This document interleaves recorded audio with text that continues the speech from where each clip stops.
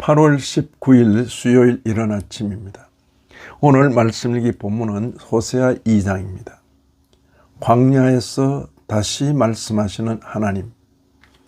호세아 1장이 언약을 깨뜨린 이스라엘의 모습을 보여주었다면 2장은 그 언약을 회복하시려는 하나님의 마음을 보여줍니다.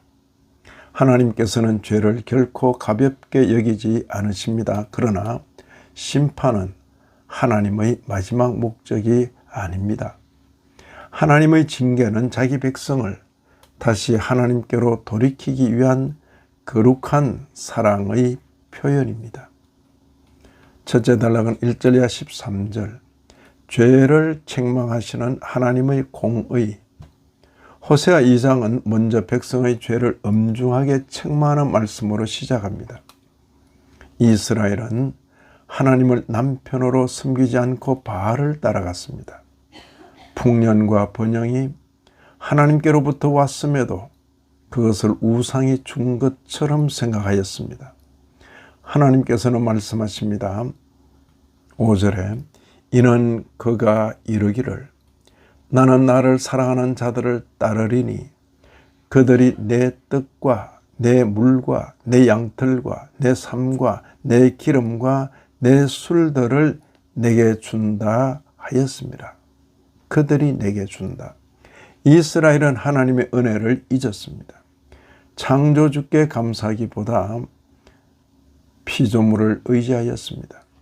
이것이 우상 숭배의 본질입니다. 오늘날 우리의 우상도 크게 다르지 않습니다. 돈과 성공, 건강과 능력, 심지어 자신의 경험과 계획까지도 하나님보다 더 의지한다면 그것은 바알을 따르는 것과 다르지 않습니다. 하나님께서는 백성의 길을 막으시고 그들이 붙들던 것들을 거두어 가시겠다고 말씀하십니다. 이것은 단순한 형벌이 아닙니다. 백성이 더 깊은 멸망으로 가는 길을 막으시는 하나님의 은혜입니다. 하나님의 징계는 미워하심이 아니라 돌아오게 하시려는 사랑입니다. 다음으로 14절 15절 광야에서 다시 말씀하시는 하나님. 호세아 전체에서 가장 아름다운 말씀 가운데 하나가 이어집니다. 14절에 그러므로 보라 내가 그를 타일러 거친 들로 데리고 가서 말로 위로하고. 광야는 성경에서 매우 특별한 장소입니다. 이스라엘은 광야에서 하나님을 만났고 하나님의 언약을 받았습니다. 광야는 아무것도 없는 곳이지만 바로 그렇기 때문에 하나님만 바라보는 곳입니다. 하나님께서는 백성을 다시 광야로 이끄십니다. 그곳에서 다시 말씀하시고 다시 사랑을 확인하시며 다시 언약을 새롭게 하십니다. 우리도 인생의 광야를 만날 때가 있습니다. 모든 것이 막힌 것처럼 보이고 의지하던 것들이 무너질 때가 있습니다. 그러나 하나님께서는 종종 그 광야에서 가장 분명하게 말씀하십니다. 고난은 언제나 하나님의 버리심이 아닙니다. 오히려 하나님께 더 가까이 이끄시는 은혜의 통로가 될 수 있습니다. 다음으로 16절 이하 23절 새 언약을 약속하시는 하나님. 광야에서 하나님께서는 놀라운 약속을 하십니다. 16절에 그러나 그 날에 네가 나를 내 남편이라 일컫고 다시는 내 바알이라 일컫지 아니하리라. 언약의 관계가 회복됩니다. 하나님과 백성의 관계는 더 이상 형식적인 종교가 아니라 사랑과 신뢰의 관계가 됩니다. 이어 하나님께서는 말씀하십니다. 19절입니다. 내가 네게 장가들어 영원히 살되 공의와 정의와 은총과 긍휼히 여김으로 내게 장가들며. 이 말씀은 단순히 북이스라엘의 회복을 넘어 장차 오실 그리스도를 바라보게 합니다. 예수님께서는 자신을 신랑으로 말씀하셨고 교회를 신부로 세우셨습니다. 사도 바울도 그리스도와 교회의 관계를 남편과 아내의 관계로 설명합니다. 호세아가 바라본 새 언약은 예수 그리스도 안에서 완성되었습니다. 십자가에서 흘리신 피로 새 언약이 세워졌고 죄인이 하나님의 백성으로 회복되었습니다.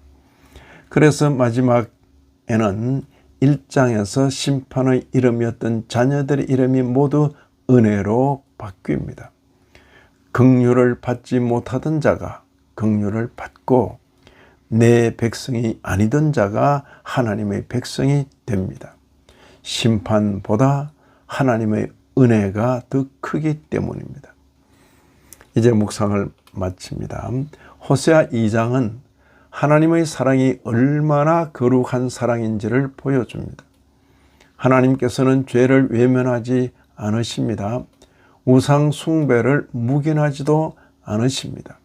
그러나 죄인을 버리시는 대신 징계를 통해 다시 하나님께로 돌아오게 하십니다. 광야는 끝이 아닙니다. 광야는 하나님께서 다시 말씀하시는 자리입니다. 우리도 살아가며 이해하기 어려운 고난과 막막한 시간을 만날 수 있습니다. 그러나 그 시간이 하나님께서 우리를 버리신 증거가 아니라 오히려 더 깊은 교제로 부르시는 시간이 될 수 있음을 기억해야 합니다. 예수 그리스도께서는 새 언약의 신랑으로 오셔서 자기 생명을 내어주심으로 교회를 신부로 삼으셨습니다. 그러므로 우리의 소망은 우리의 신실함이 아니라 끝까지 언약을 지키시는 하나님의 사랑에 있습니다. 오늘도 우리는 세상의 바알을 따르기보다 우리를 먼저 사랑하시고 끝까지 붙드시는 주님만을 바라보며 살아가야 하겠습니다. 광야에서도 말씀하시고 실패한 백성을 다시 품으시는 그 하나님의 은혜가 우리의 삶을 새롭게 하실 것입니다. 이 아침에도 말씀에 참여하신 모든 분들 위해 하나님의 크신 은혜가 더하시기를 진심으로 기원합니다.